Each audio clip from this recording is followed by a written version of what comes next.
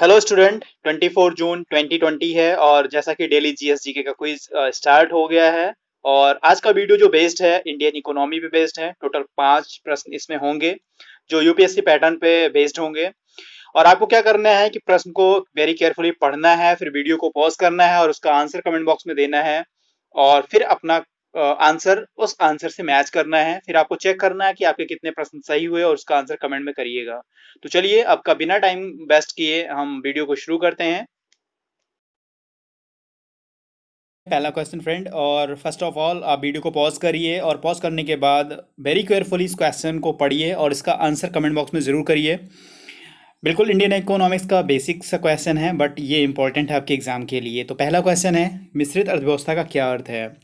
तो मिश्रित अर्थव्यवस्था का अर्थ है, ऑप्शन बी सही है, कि मतलब जहां भी राष्ट्रीय अर्थव्यवस्था में सार्वजनिक क्षेत्र के साथ साथ निजी क्षेत्र में विद्यमान हो उसे हम लोग मिश्रित अर्थव्यवस्था कहते हैं। अगर वेरी सिंपल लैंग्वेज में गाइस बोले हैं हम लोग, तो ऐसी अर्थव्यवस्था जिसमें निजी और सार्वजनिक यानी प्राइवेट सेक्टर और गवर्नमेंट सेक्टर दोनों सेक्टर जिसमें होते हैं उनको हम लोग मिश्रित अर्थव्यवस्था बोलते हैं। और अगर अपनी इंडियन इकोनॉमी देखिए, भारतीय अर्थव्यवस्था देखिए, तो ये भी एक मिश्रित अर्थव्यवस्था का एग्जाम्पल आपको देखने को मिलेगा। आई होप आपका आंसर बिल्कुल सही होगा और ये काफ़ी इंपॉर्टेंट है फॉर एग्जामिनेशन पर्पज के लिए। ओके, नेक्स्ट क्वेश्चन देखते हैं। सेकंड क्वेश्चन है कि भारत में नियोजित अर्थव्यवस्था आधारित है। नियोजित अर्थव्यवस्था किस पर आधारित है? तो ये भी हमारे किस पे आधारित है? मिश्रित अर्थव्यवस्था पे, क्योंकि इंडियन इकोनॉमी जो है वो किस पे आधारित है? मिश्रित अर्थव्यवस्था पे आधारित है, इसी पे बेस्ड है। तो जो भी नियोजित इकोनॉमी होगी वो भी हमारे मिश्रित अर्थव्यवस्था पे ही बेस्ड होगी। तो आई होप ये भी आंसर आप लोग का बिल्कुल सही होगा। चलिए चलते हैं नेक्स्ट क्वेश्चन पे। गाइज ये है थर्ड क्वेश्चन। वेरी केयरफुली इस क्वेश्चन को आप लोग रीड करिए और रीड करने के बाद आंसर कमेंट बॉक्स में ज़रूर करिएगा। निम्नलिखित में से क्या भारत को परिभाषित करने में सही नहीं है? क्वेश्चन है सही नहीं है। अक्सर हम लोग इसको थोड़ा सा ध्यान नहीं देते हैं और क्वेश्चन करने में हम लोग से गलती हो जाती है। तो बिल्कुल इस क्वेश्चन को कह रहा है कि भारत के परिप्रेक्ष्य में क्या सही नहीं है। तो पहला ऑप्शन है कि एक खाद्य की कमी वाली अर्थव्यवस्था के रूप में। क्या भारत जो है अगर देखें तो एक खाद्य की कमी वाली अर्थव्यवस्था के रूप में ऐसा है? क्या यह सही नहीं है? तो बिल्कुल ये सही नहीं है। दूसरा देखते हैं कि एक श्रम अधिक अधिक वाली अर्थव्यवस्था के रूप में। बिल्कुल, क्योंकि भारत एक श्रम अधिक वाली अर्थव्यवस्था पे आधारित है।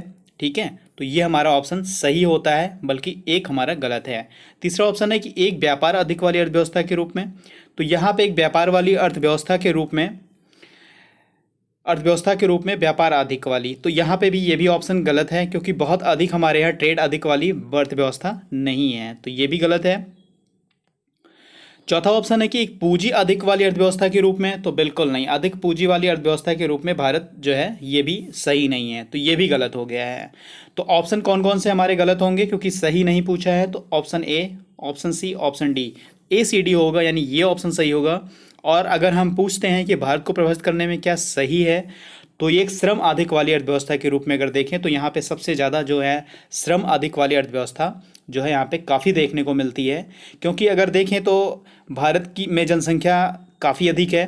ठीक है, चीन के बाद हमारी दूसरी अर्थव्यवस्था दूसरी जनसंख्या है, और इसे एक श्रमिक अधिक वाली अर्थव्यवस्था के रूप में आप कह सकते हैं या इसको परिभाषित कर सकते हैं। इसलिए हमारा ऑप्शन बी सही है। लेकिन हमारा क्वेश्चन जो है कि इसमें से क्या सही नहीं है, तो ए सी डी ऑप्शन सही नहीं है। हमारा आंसर होगा ए सी डी। आई होप आपका भी आंसर सही हुआ होगा। चलिए चलते हैं नेक्स्ट क्वेश्चन में। क्वेश्चन नंबर 4 है, वेरी केयरफुली रीड करिए, क्योंकि क्वेश्चन ही पढ़ लेना एक अच्छे से, ठीक है, समझ लेना, ये काफ़ी अच्छा सा एक हमारे अंदर एक क्वालिटी होती है जिसकी वजह से हम क्वेश्चन को अच्छा कर पाते हैं। तो वेरी केयरफुली पढ़िए और वीडियो को पॉज करके इसका आंसर कमेंट बॉक्स में ज़रूर दीजिए। चौथा क्वेश्चन है कि भारतीय अर्थव्यवस्था की विशेषता क्या है? वेरी केयरफुली हम लोग देखेंगे। पहला उसका ऑप्शन है कि कृषि की प्रधानता है। तो क्या भारतीय अर्थव्यवस्था में या भारत में कृषि की प्रधानता है? तो बिल्कुल ये ऑप्शन हमारा सही है, कि वैसे भी कहते हैं एक आम भाषा में कि भारत हमारा कृषि प्रधान देश है। ओके, तो ये पहला ऑप्शन हमारा सही हो जाता है। दूसरे ऑप्शन की बात करते हैं कि उद्योग की प्रधानता हमारे भारतीय अर्थव्यवस्था में है, तो ये है गलत। क्यों? क्योंकि उद्योग की प्रधानता अधिकतर कहाँ पे देखने को मिलती है गाइस? ये देखने को मिलती है विकसित अर्थव्यवस्था में, जहाँ पे विकसित अर्थव्यवस्था हो, ठीक है, वहाँ पे देखने को मिलती है। गाइस आप समझ पा रहे हो ना, कोरिलेट कर पा रहे हो? क्योंकि उद्योग की प्रधानता जो है कहाँ पे देखने को मिलती है? जो विकसित अर्थव्यवस्था है। जहाँ पे विकसित चीज़ें हैं वहाँ पे देखने को मिलती है। और अगर हम इंडियन इकोनॉमी की बात करते हैं तो हमारे यहाँ क्या है, विकासशील है। तो विकसित में चीज़ें उद्योग की प्रधानता दिखती है, ना कि विकासशील चीज़ों में दिखती हैं। तो हमारा ऑप्शन बी रॉन्ग हो जाता है। ऑप्शन 3 देखते हैं कि न्यून प्रति व्यक्ति आय। बिल्कुल, हमारे भारत की जो आय है वो न्यून प्रति व्यक्ति है। तो ये भी हमारा ऑप्शन जो है भारतीय अर्थव्यवस्था के दृष्टि को रखते हुए बिल्कुल सही है। और चौथी जो है बृहद बेरोजगारी, बिल्कुल ये भी सही है। हमारे यहाँ अनएम्प्लॉयमेंट बहुत है, क्योंकि अगर कृषि में देखें तो प्रचंड बेरोजगारी वहाँ पे काफ़ी छिपी होती है। तो ऐसे काफ़ी चीज़ों में बृहद बेरोजगारी देखने को मिलती है। तो भारतीय अर्थव्यवस्था की विशेषता में 1, 3 और 4 यहाँ पे ऑप्शन हमारा सही है। और इसका ऑप्शन जो होगा ये ऑप्शन 1, 3, 4 बिल्कुल सही है। और आई होप आपका भी आंसर बिल्कुल सही होगा। चलिए चलते हैं नेक्स्ट क्वेश्चन पे। ये 5वां क्वेश्चन है फ्रेंड, और वेरी केयरफुली इस चीज़ को आप पढ़िए और पढ़ने के बाद आंसर कमेंट बॉक्स में ज़रूर करिए। देश की वृद्धि में कौन सा कथन सही है? देश की वृद्धि की अगर बात करते हैं, यानी जो देश की वृद्धि में जितने भी आर्थिक तत्व हैं वो कौन से हैं? क्या सामाजिक व्यवहार एक आर्थिक तत्व है देश की वृद्धि में? नहीं, बिल्कुल नहीं।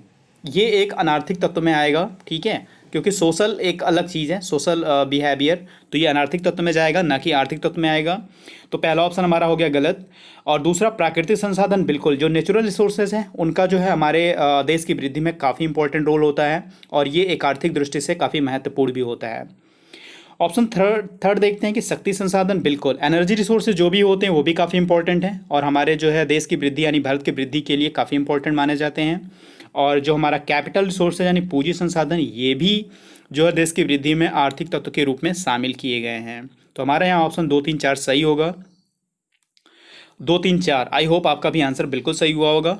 तो friend, thank you for watching. मिलता है नेक्स्ट वीडियो में। God bless you to all friend. Channel को सब्सक्राइब जरूर करिएगा और बेल आइकन दबाना ना भूलिएगा।